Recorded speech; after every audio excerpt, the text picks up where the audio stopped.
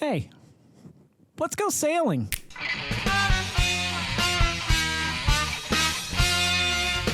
Greetings and welcome back to another fun and exciting episode of the Vodkast Does Dungeons and Dragons. I'm your host as always, DMJ. With us today is, well, there's nothing with us today. I often forget that because usually my review and demo start with us today. But today, I owe a shout out to a man I do not know. His name is Scott Bryant, and he is a member of the Fans of Dungeon Alchemist over on Facebook. And I woke up this morning really bummed out because, well, a lot of reasons, but the only reason you need to know about is the fact that I didn't have a D&D video planned for this week. I was getting really nervous, and to be completely honest, I'm still a little nervous because I normally release them on Wednesday, and I actually have a video coming out on Halloween, so it would probably be postponed for another week. And you don't care about all this. All you care about is the boats, don't you? That's okay. That's fine. That's why we're here.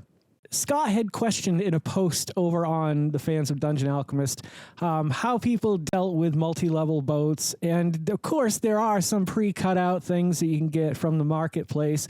Download them, plug them in. They look amazing. They work if you just need them for basic things. But the way I handle them is different. And the reason why I handle them differently is because I knew that my party at some point in the future was going to be on a boat for at least a week. And I wanted to be able to provide a living quarters, a storage quarters, and a deck for them to actually interact when they're on the ocean. Perhaps they might run into an encounter or two. I mean, if it's literally just a week of role playing, like just sailing, that'd be kind of boring. I mean, it might be fun. It could be fun.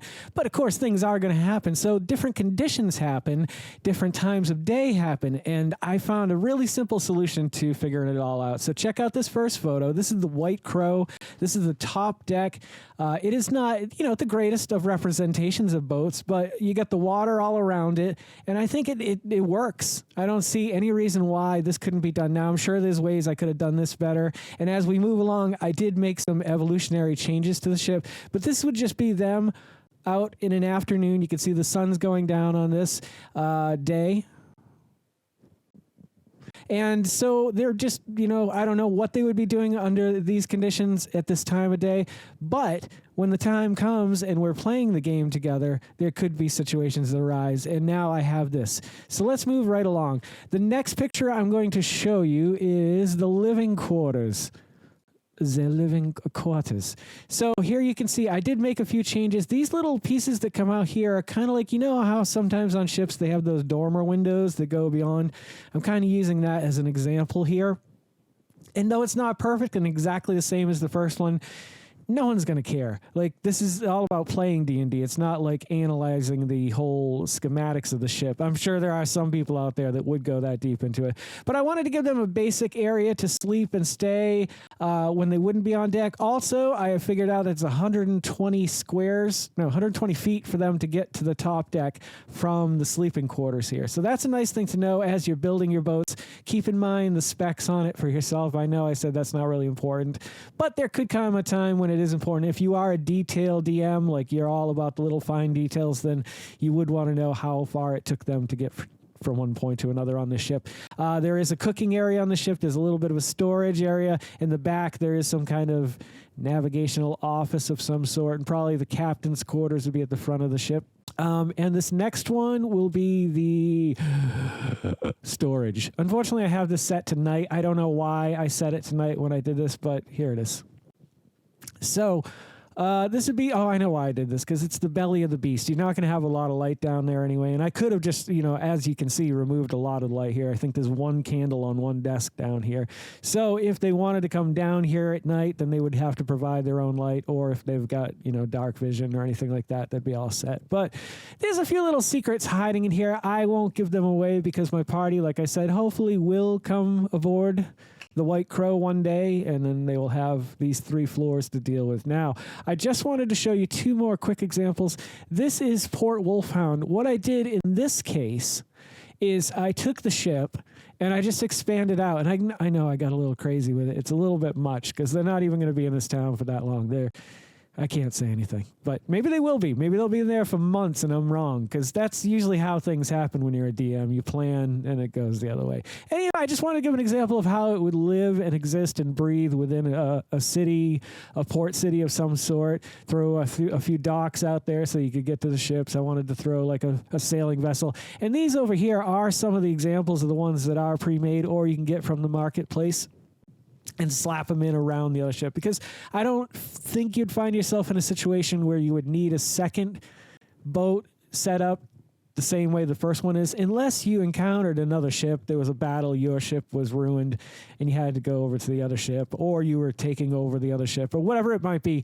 Then you could just, the next week work on that next map. However, this is a nice little example, and I didn't do all 3 decks for the entire layout. I figured in this case, it's going to be a situation where like, okay, this is what things look like. If they really want to go below deck, then I'll just take them to the other map. So, and then the last one is just the night version of this, or the afternoon version of this. Did I have a night? Yeah, I've got a night one too. No, there's one last one I want to show you. Then we'll open up Dungeon Alchemist, and I'll just show you really briefly exactly how I did it.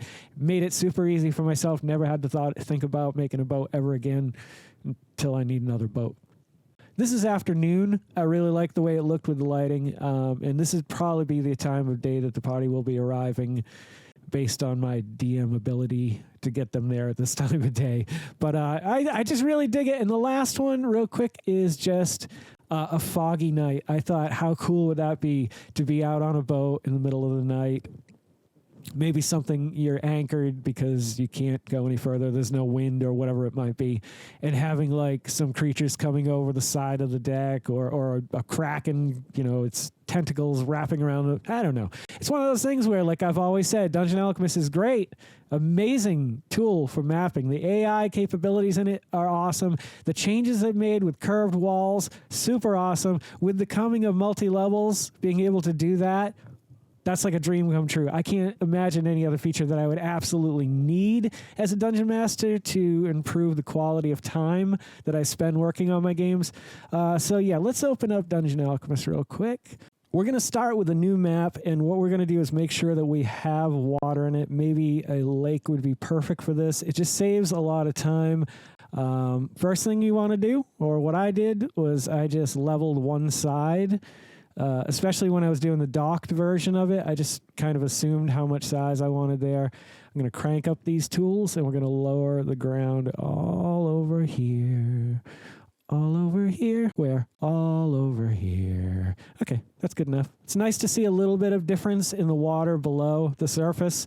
And I don't hate these things, but they're kind of annoying. Like, they're great in a swamp. If you've never watched this video, you can go back and check out Murkmire Swamp. There's a whole story behind it and a whole inspiration because of Dungeon Alchemist. So I'm just going to get rid of these because I don't like them. They're in the way. Oh, sorry, I lost a tree. Did not mean to lose a tree. I just don't want them. I guess they're lily pads, maybe some kind of lily pad.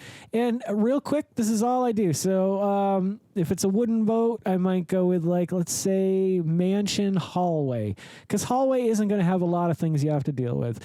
And then basically just form out the shape of your boat or the rooms that you want to build around it. So in this case, like I said, I did these little like dormer windows, and that's a little too much. All right, so yeah, just throwing these little dormer on the side or whatever, you got to make the room, it'll fill itself in. Don't worry about any of this crap yet, because you're going to undo all of it anyway. And then at the front of the boat, you probably want to do something like I did, just to kind of make it look like the front of a boat. And once again, all you have to do to make those little nooks and crannies, and you can go either way with these. You can make them bulbous, or the opposite way, you can convex them, I believe the term is. Unfortunately, this is always a nuisance for me. I think people probably work on these maps a little bit closer to the map than I do. Sorry, there's a camera literally right in the way. There's 3 cameras here technically, and they're all in my way right now. Okay, we're just going to make that, and we're going to real quick do the back. This is what I did. Initially, when I built mine, I think I assumed that the front deck and the back deck were going to be a little bit higher, so I put stairs there. It's just an illusion because you're just looking down on it, basically. That's actually not bad. The minute you change one of the surfaces to 3, it does kind of add a little depth, especially being an artist. I'm just giving you this little tip. The further back, the darker it will get. So is it darker or lighter? I can't remember. play around either way. But yeah, so the lower deck should be darker than the upper two decks because they're getting more sun. They're being, beaten down or whatever. I don't know what my point is. I'm just saying. And there you go. There you have your top deck. What you do is just save it at this point. Let's go ahead and... All right, so we're going to go ahead and save it. You can name it whatever you want to name it. We'll just call it test for now because I can't see what I'm typing. I got to look on the fake screen to see the real screen. It's weird. It's wacky. Okay, so now you've got test. That's your very first one. If you need this first scenario, you pretty much need what you have right here. You could add masts, you could add a wheel, you could add stairs going up and down and all this, that, and the other. But a lot of that can be assumed as well, a lot of the theater of the mind stuff. However, I love doing those details. Dungeon Alchemist is a fun tool to do them with as well. So, and then if you want to change the time of day, let's say they're going to be there at night, that night too, just go to File, Save As, and then just save it as Test 1 or whatever you want to name it, whatever your conventional naming, however that goes for you. Go that way with it. And now you're on test 1. If you look up at the top of the screen, you can see that you're not working on your initial one. So anything you change on the screen, when you save it as test 1, you now get a different level. Or you can change, like I said, night and day, whatever you want to change about that scene. So I'm going to let you guys go. I just want to show you how I did it real quick. Show you a few examples. So thank you, Scott Bryant, for giving me the idea. You gave me the inspiration I needed today to sit down and do this, and you put a smile on my face. And if you guys are loving the content I'm creating as much as I love creating the content that you guys are watching, would you please consider subscribing to the channel? It would be a big help for me. You get it? Yeah. Don't forget to make somebody smile today and make yourself a better person tomorrow than you were tomorrow. Let's make the world spin a little bit happier and a little bit nerdier together. Let's sing and dance in the sun and the rain as one, my brothers and sisters. Live life to the fullest and love every moment of it because you just never know when that last moment's going to come for you. However, never live in fear of that moment. Always live in love, but never let your inner child die. Take care of yourselves, take care of one another, and take care of those around you who cannot take care of themselves, for they are the ones that need it the most. And if no one has told you today that they love you, the Vodkast loves you very much, just the way you are. All right, guys, do no harm. I'm Geycen Oliveira. This is the Vodkast, and I'll catch you guys a little bit further on down the road to 50. Take care, my friends, and happy adventuring. Don't go to sleep with a catch it in your pocket.